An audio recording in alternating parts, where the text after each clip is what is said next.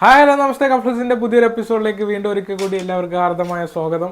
അപ്പോൾ ഇന്നത്തെ നമ്മുടെ പരിപാടി നമ്മുടെ ലോകയുടെ തന്നെ പുതിയ 2 പോസ്റ്ററുകൾ വന്നിട്ടുണ്ട്. അനൗൺസ്മെന്റ് ആണ്. ദുൽഖറിന്റെയും ടോവിനോയുടെയും ക്യാരക്ടേഴ്സിന്റെ റിവീലായിരിക്കാം. ഒന്ന് ചാത്തൻ, ഒന്ന് ഓടിയനാണ്. ഫ്രം ദ വേർഡ് ഓഫ് ലോക ടുമോറോ 6 PM. നാളെ 6 മണിക്കാണ് 2 റിവീൽ ആകാൻ പോകുന്നത്. 2 നമുക്ക് അറിയാം, കണ്ടവർക്ക്. ഒന്ന് ഒടിയനും ഒന്ന് ചാത്തനുമാണ്. സോറി, ഒന്ന് ഒടിയനും ഒന്ന് ചാത്തനുമാണ്. അപ്പം എന്താണ് ചാത്തനെ പറ്റി നമുക്ക് പിന്നീട് അടുത്ത വീഡിയോ പറയാം. ഇപ്പൊ നമുക്ക് ഒടിയനെ കോൺസെൻട്രേറ്റ് ചെയ്യാം.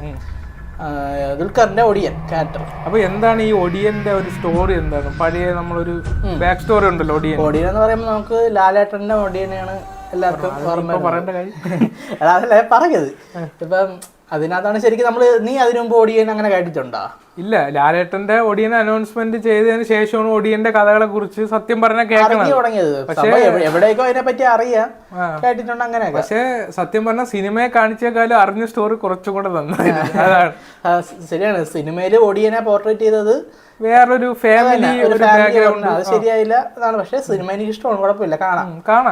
അപ്പൊ നമ്മള് പറഞ്ഞു വന്നത് ഒടിയൻ എന്ന് വെച്ചാൽ പണ്ടത്തെ അടുത്ത് ഈ കൊട്ടേഷൻ എന്ന് തന്നെ പറയാൻ പറ്റും. കൊട്ടേഷൻ കൊടുക്കുന്നവരാണ്. ഈ അതിന്റെ മുമ്പത്തെ കഥയെന്ന് വെച്ചാൽ പാണന്മാര്, അതായത് പണ്ട് ഒരുപാട് അടിച്ചമർത്തലൊക്കെ അനുഭവിച്ച് അവര് തപസ് ചെയ്ത്, ഒരു പാണം തപസ് ചെയ്ത് അങ്ങനെ കിട്ടിയ ഒരു കഴിവാണ് ഈ ഒടിയന്റെ കഴിവ്, ഒടിവിദ്യ എന്ന് പറയുന്ന കഴിവ്. അത് രാത്രി മാത്രമേ ആക്ടിവേറ്റ് ആവുള്ളൂ ഒന്നും. പിന്നെ ഒടിവിദ്യ എല്ലാവർക്കും അറിയാം, പല മൃഗങ്ങളായിട്ട് മാറാൻ പറ്റും.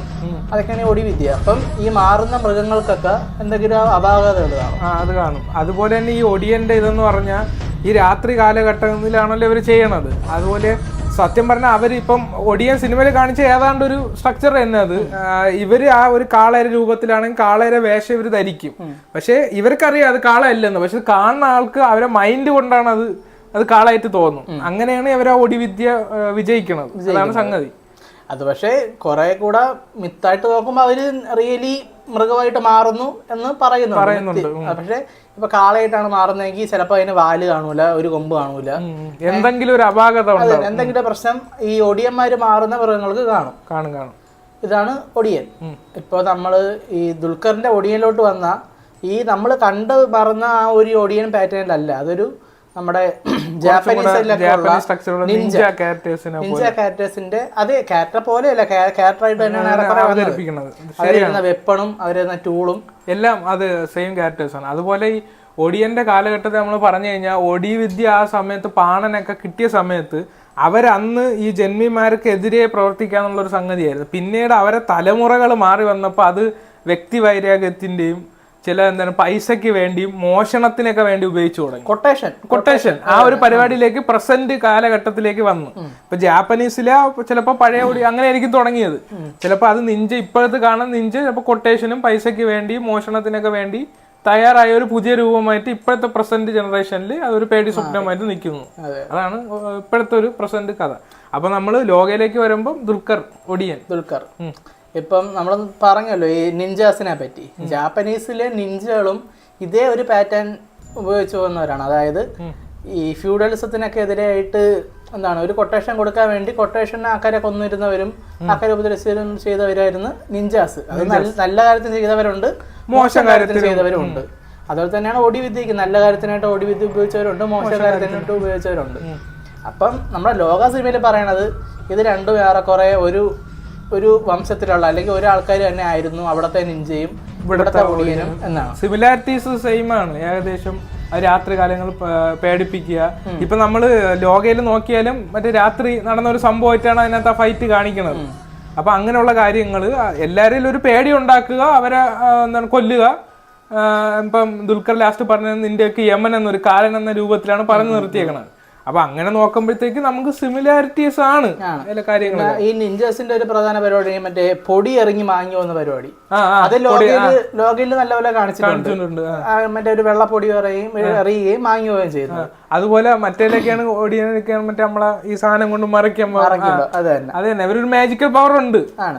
അപ്പം അവിടത്തെ ഇപ്പൊ നമ്മൾ ലോക സിനിമയിൽ ഉദ്ദേശിക്കുന്ന വെച്ചാൽ മിത്തുകളൊന്നും മിത്തല്ല, അത് റിയാലിറ്റി ആണ് എന്നുള്ള തന്നെ അവരുണ്ട് എന്നാണ് ലോകയിൽ നമ്മൾ പറഞ്ഞിരിക്കുന്ന കാര്യം.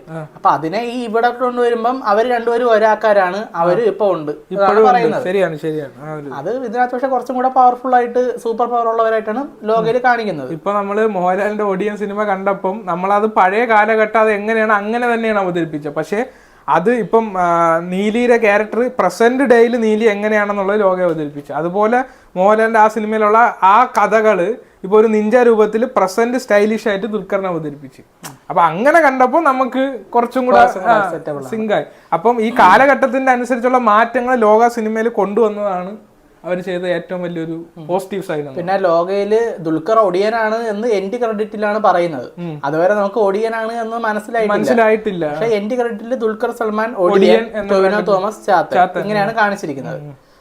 അപ്പോ എന്താണ് ഇത് ഈ എൻഡ് ക്രെഡിറ്റ് മനസ്സിലാവാത്തവർക്ക് അല്ല കാണാത്തവർക്ക് ഇത് അങ്ങനെ ഒടിയനെന്ന് എവിടെയാണ് പറയുന്നതെന്ന് കുറെ പേര് ചോദിച്ചിട്ടൊക്കെ ഉണ്ട്. പക്ഷെ എന്റെ കേട്ടിൽ പറയുന്നുണ്ട്.